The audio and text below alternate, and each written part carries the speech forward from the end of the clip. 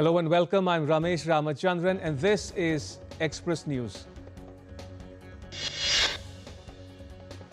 Home Minister Amit Shah attends the birth centenary celebrations of Mata Bhagwati Devi Sharma and the centenary of Akhand Deep in Uttarakhand's Haridwar. Minister Shah offers prayers at the Akhand Jyoti and interacts with members of the Gayatri Parivar. He is on a two-day visit to Uttarakhand. India and the EU have agreed to sign a new security and defence partnership. The announcement was made by EU's foreign policy chief Kaja Kallas ahead of the 60th EU-India summit scheduled to take place in New Delhi next week. The EU leader says that Europe is ready to deliver on a powerful new agenda with India, a part of which includes expanding cooperation in areas such as maritime security, counter-terrorism and cyber defense, and the signing of an India-EU free trade agreement. The EU leader said that the two major democracies must cooperate more, especially in the changing world order.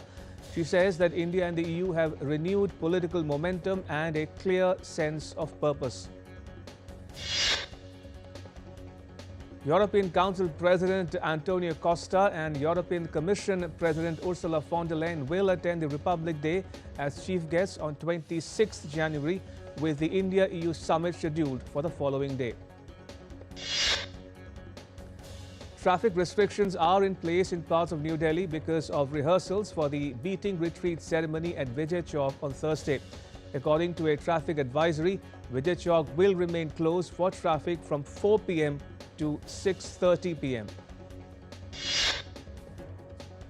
India's permanent representative to the United Nations, Harish Parvataneni, delivered the G4 statement on behalf of India, Brazil, Germany and Japan at the Intergovernmental Negotiations meeting on UN Security Council reform. Highlighting the urgent need for reforms, the Indian diplomat said that the UN does not have the luxury of time to engage in cycles of meetings that are devoid of outcomes. He stressed the importance of collectively making every moment count. Speaking on India's technological ambitions, Communications Minister Jyotiraditya Scindia said that India has set an ambitious target of contributing 10% of global patents to future 6G standards. Chief Election Commissioner Gyanesh Kumar holds a meeting with Mexico's electoral counselor on the margins of the India International Conference on Democracy and Election Management in New Delhi. The Chief Election Commissioner offered the services of India to strengthen and enhance electoral service delivery. Mexico's electoral counselor described the meeting as productive.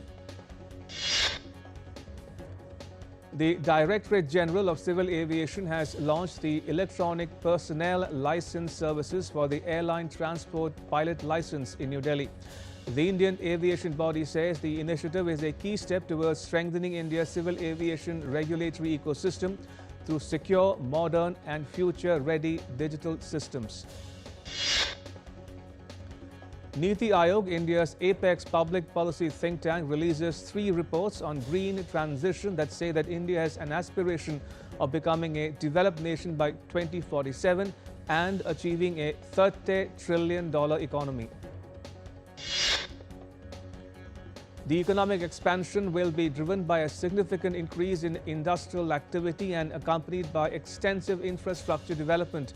Increasing the share of manufacturing sector from 17% to 25% of GDP is a key national objective that is central to India's developmental goals. The Niti Aayog report highlights that cement production is likely to increase 7-fold to 2,100 million tons in 2070 from 391 million tons in 2023. While aluminium production is projected to increase from 4 million tons in 2023 to 37 million tons by 2070. The decarbonization roadmap identifies 3-phase solutions: transition to renewable energy, round-the-clock power, enhanced grid connectivity in the short term, and adoption of nuclear power. In business, the Indian equity indices ended on strong note on Thursday. At close, the Sensex was up 397.7 points to close at 82,307.37. While the Nifty was up 132.4 points to close at 25,289.9. The Indian rupee ended higher at 91.62 per dollar on Thursday.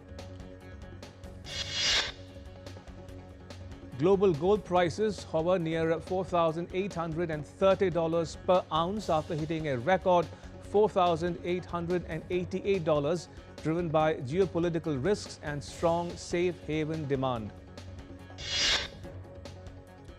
Global silver prices trade near $94.5 per ounce after hitting a record high of $95.89 recently, fueled by industrial demand, supply shortages and safe haven buying amid geopolitical tensions. Global oil prices trade around $65 per barrel for Brent on 22nd January, easing from early month peaks amid oversupply concerns, inventory builds and moderating geopolitical tensions despite steady demand growth forecasts.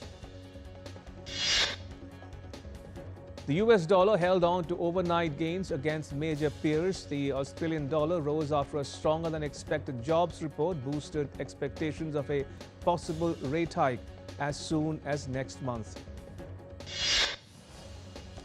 The current price of Bitcoin is around 8.2 million rupees per coin and Ethereum is around 275,861 rupees per coin.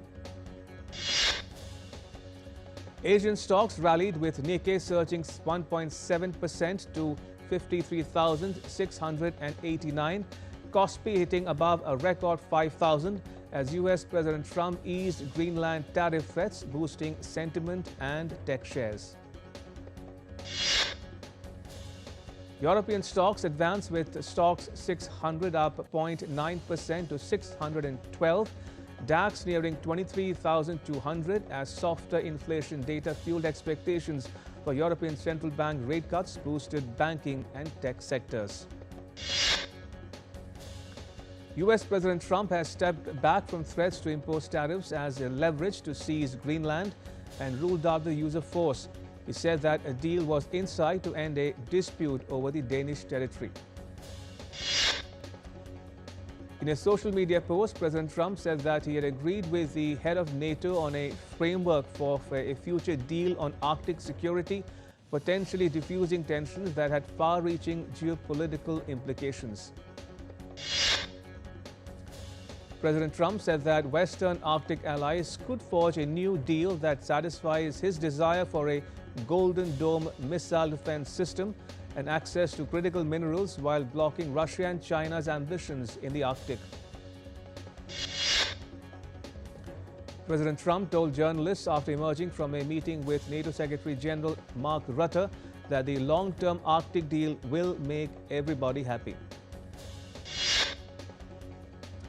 NATO Chief Mark Rutte said that he and President Trump had discussed in Davos how the transatlantic alliance should best defend the Arctic against Russia and China. Meanwhile, at the 56th Annual Summit of the World Economic Forum, President Trump expressed confidence over the India-US bilateral trade agreement while praising Prime Minister Modi as a close friend and respected leader. President Trump will unveil his new Board of Peace and meet Ukraine's leader at Davos on Thursday, burnishing his claim to be a peacemaker a day after backing off from his threats against Greenland. 9 more countries have announced plans to join US President Trump's Board of Peace for Gaza. The foreign ministers of the UAE, Saudi Arabia, Qatar, Kuwait, Egypt, Jordan, Indonesia, Turkey and Pakistan said that they would be joining the President Trump-led board in a joint statement. Israel's Prime Minister Benjamin Netanyahu has accepted President Trump's invitation to join the board. Well, Russia's President Vladimir Putin said that before a decision is made on whether to accept the invitation, Moscow could transfer $1 billion from frozen Russian assets. Venezuela's interim president will soon visit the U.S., further signaling President Trump's willingness to embrace the new leader. Delcy Rodriguez would be the first sitting Venezuelan president to visit the U.S. in more than a quarter of a century, aside from presidents attending UN meetings in New York City. President Putin of Russia will meet U.S. Special Envoy Steve Witkoff and U.S. President Trump's son-in-law Jared Kushner in Moscow on Thursday. Talks to end the war in Ukraine have made a lot of progress and are down to one issue between Kiev and Moscow, Witkoff said on Thursday ahead of a trip to Moscow. Britain's upper house of parliament voted Wednesday in favour of banning under-16s from using social media, raising pressure on the government to match a similar ban passed in Australia. Campaigning for Bangladesh's national election began on Thursday after allocation of election symbols and confirmation of final candidates. The Bangladesh Nationalist Party, the Jamaat-e-Islami and the Jatiya Party began their campaigning. Nearly 2,000 candidates are contesting the election for 300 parliamentary seats in Bangladesh. Polling will be held on 12th February. In London, British Hindus and Bangladeshi diaspora groups assembled at Parliament Square to protest against the persecution of minorities in Bangladesh. Australia is holding a national day of mourning for victims of the deadly Bondi terror attack on Thursday. In an address, Prime Minister Anthony Albanese called the attack a stain on the country and said that the national flag will fly at half-mast at all government buildings. Spain's rail infrastructure is facing scrutiny after a recent accident in which one person was killed and dozens injured after a commuter train crashed into the rubble of a wall that collapsed onto railway tracks outside Barcelona. Spain's transport minister claimed that the track had been previously inspected and denied any human error as a cause for the fatal crash near Admuz that claimed more than 40 lives. A former police officer in the U.S. state of Texas was acquitted of charges related to his response during a 2022 school shooting. The officer faced 29 counts of felony for failing to stop the gunman in one of the deadliest school shootings in the U.S. The death toll from a shopping mall fire in Pakistan's Karachi climbed to 6th day after at least 30 bodies were recovered from a shop of the multi-story building. Investigations are underway to determine the cause of the accident. Through a social media post, UN Secretary General Antonio Guterres warned world leaders against selectively applying international law, cautioning that doing so risks undermining global order. Hong Kong's High Court on Thursday began the landmark national security trial of 3 former leaders of a now disbanded group that organized annual vigils marking 1989 Tiananmen Square crackdown on pro-democracy protesters. Right, time for a short break. Keep watching DD India.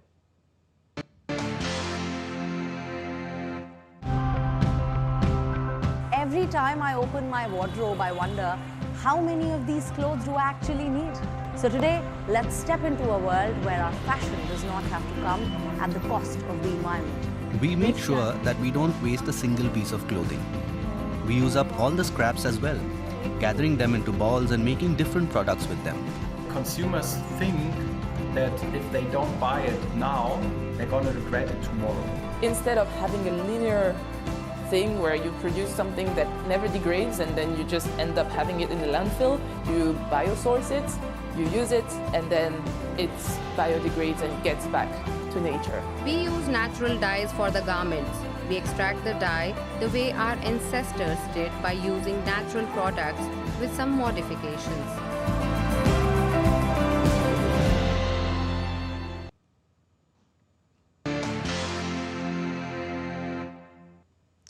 Welcome back. You're watching Express News on DD India. Chile's President Gabriel Boric and President-elect Jose Antonio Cast on Thursday visited wildfire-devastated regions where the blazes have killed at least 20 people and left areas under a state of catastrophe.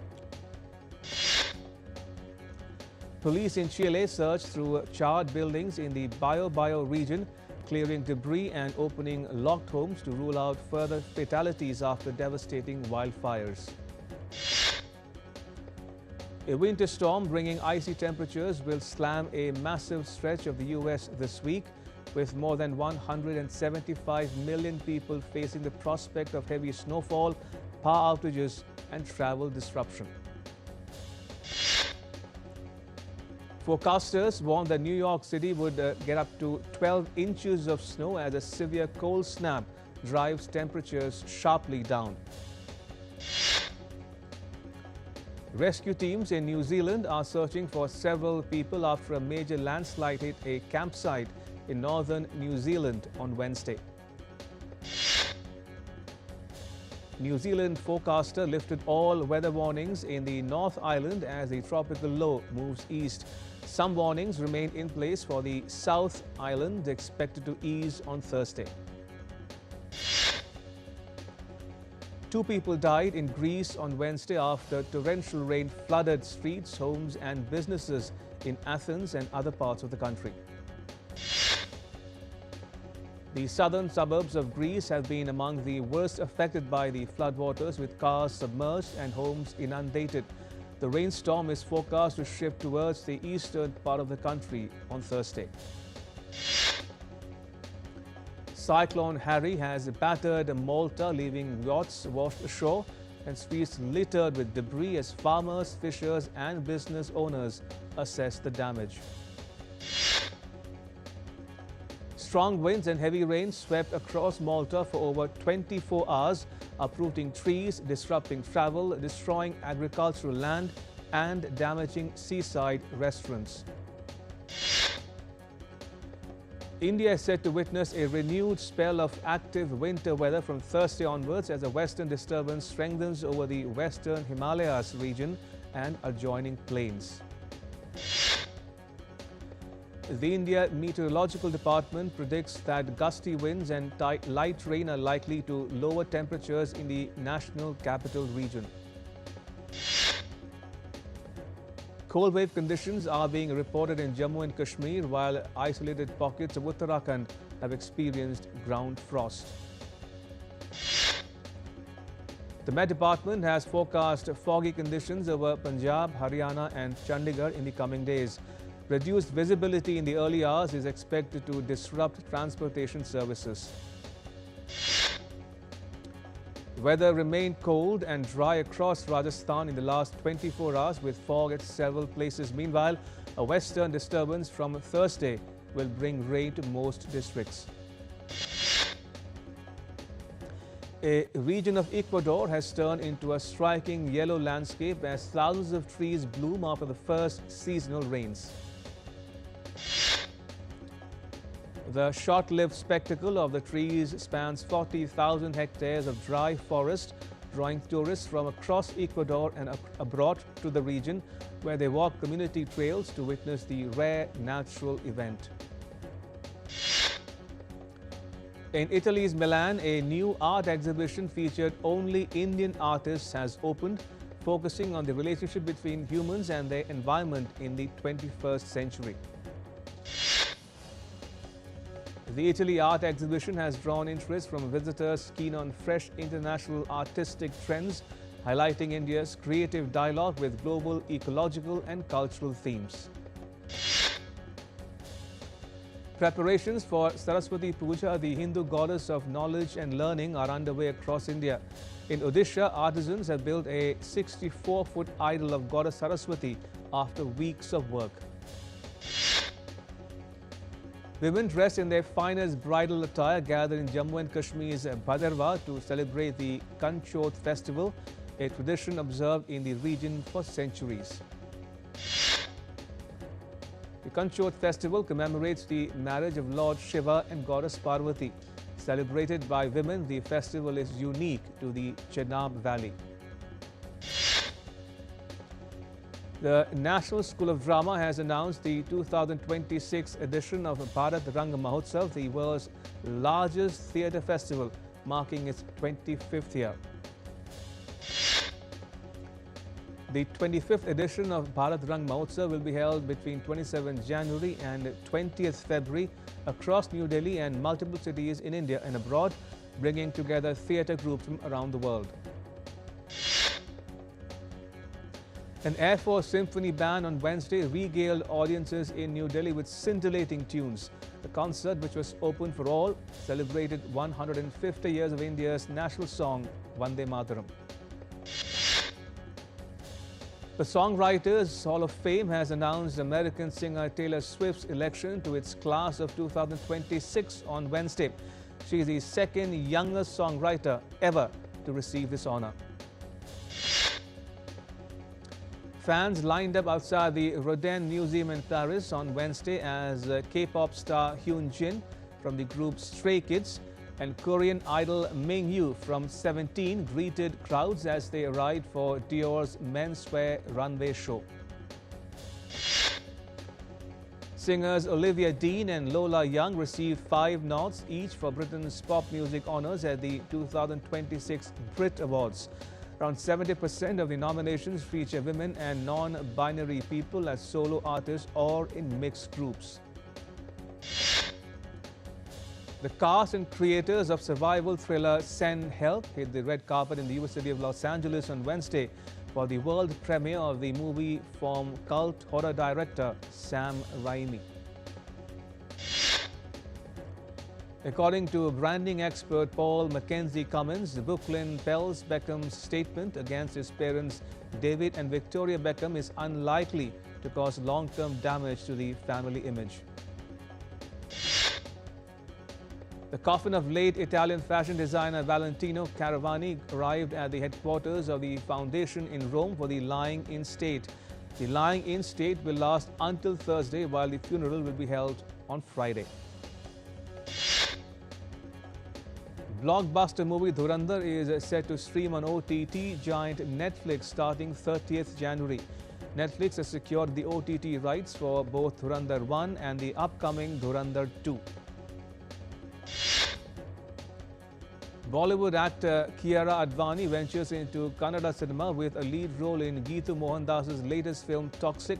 The film is set to release in March this year.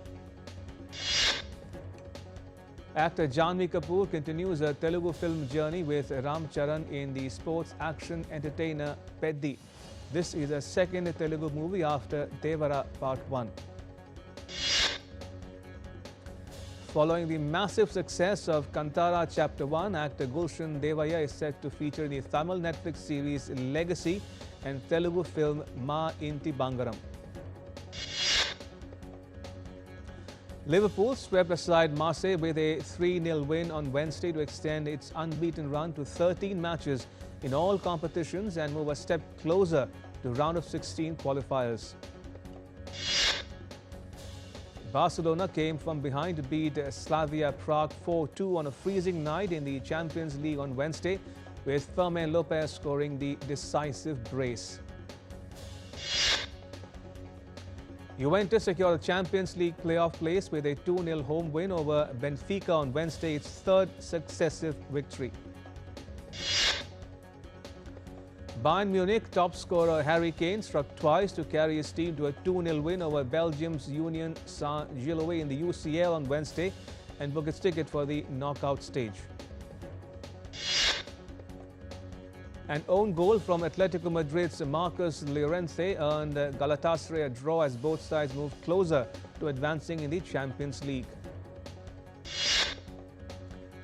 Men in Blues beat Black Caps by 48 runs at the Vidarbha Cricket Association Stadium in Nagpur on Wednesday to take a 1-0 lead in the 5-match T20 series. World number 1 T20I batter Abhishek Sharma entered his name in the record books in Nagpur by becoming the fastest batter in the world to secure 5,000 runs in the T20s.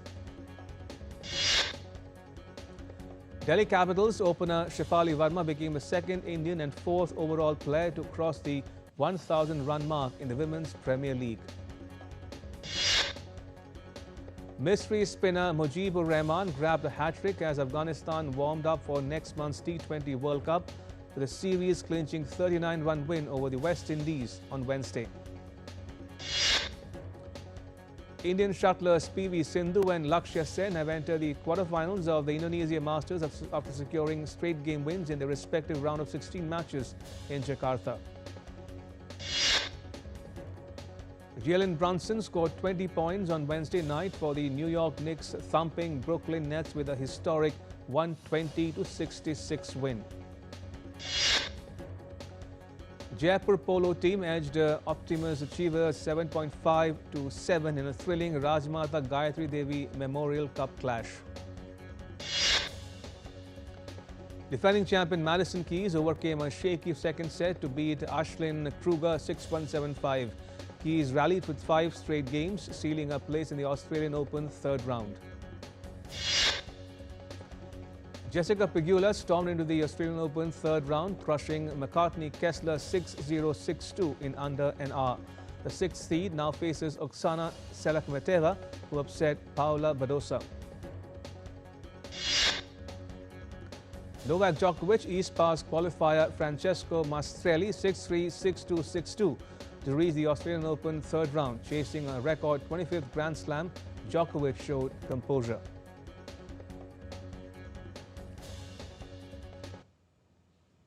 And with that, it's a wrap. Thanks for watching. Goodbye.